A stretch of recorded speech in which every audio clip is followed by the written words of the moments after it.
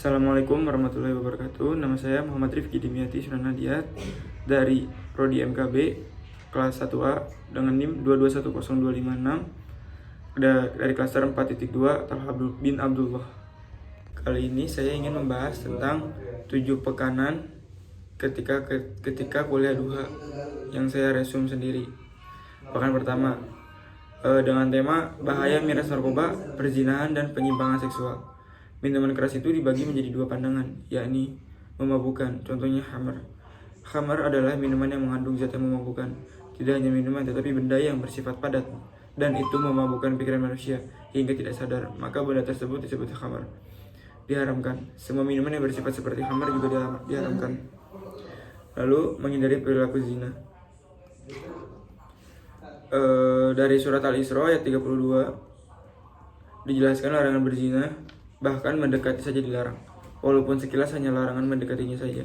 Justru disinilah letak kehebatan dari bahasa Al-Quran.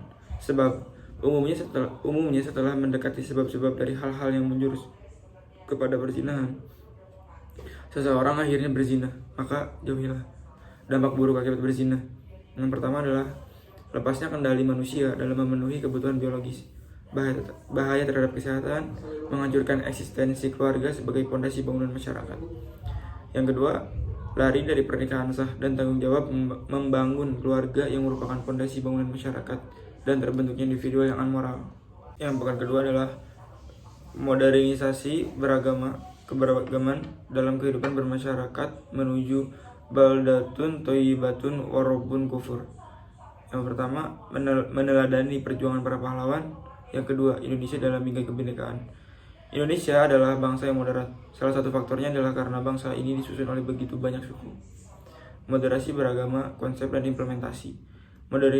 Modernisasi beragama adalah cara paham sikap dan praktik beragama dalam kehidupan bersama dengan cara esensi. Ajaran agama yang melindungi martabat kemanusiaan, toleransi dan perspektif di dalamnya. Pada sila pertama, ketuhanan yang Maha Esa yang dimiliki oleh bangsa Indonesia adalah ketuhanan yang dilandasi dengan semangat toleransi yang bisa menerima keberagaman para pemeluk agama lain. Ketiga, membahas Al-Quran secara bahasa, yaitu suriah, yaitu bacaan suci, bagian dari kitab suci yang dibacakan dalam ritual keagamaan. Dalam bahasa Ibrani, yaitu pembacaan suatu kisah kitab suci. Secara istilah, Al-Quran itu kalam Allah yang diturunkan kepada Nabi Muhammad SAW melalui perantara malaikat Jibril sebagai mukjizat dan hujjah beragama.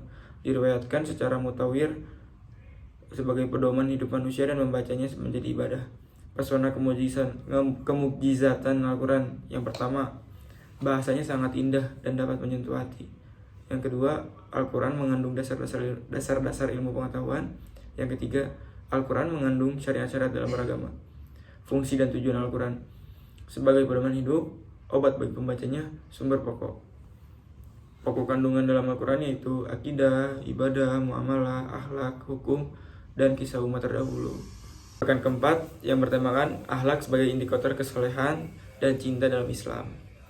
Hadis yang menjelaskan tentang akhlak yaitu salah satunya yang berbunyi, sesungguhnya di antara orang-orang yang paling aku cintai dan paling dekat tempat duduknya pada hari akhir denganku yaitu orang-orang yang paling baik akhlaknya.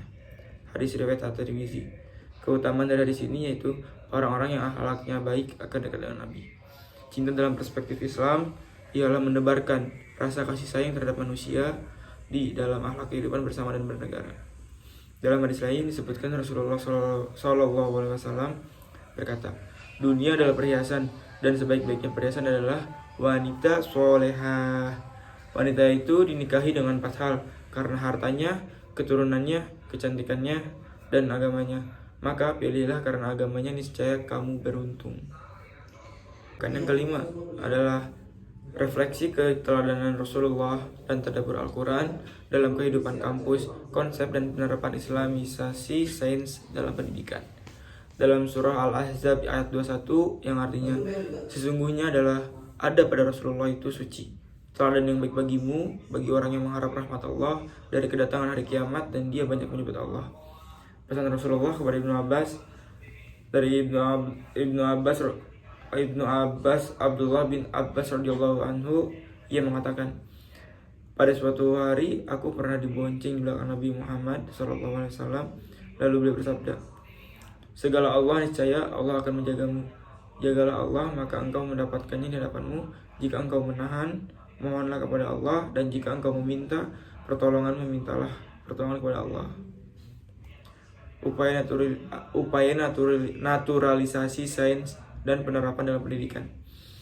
Sains merupakan sekumpulan persepsi tentang fakta. Jadi saya temukan fakta, namun penjelasan fakta oleh para saintis. Selanjutnya, pekan ke-6, fungsi dan peran masjid.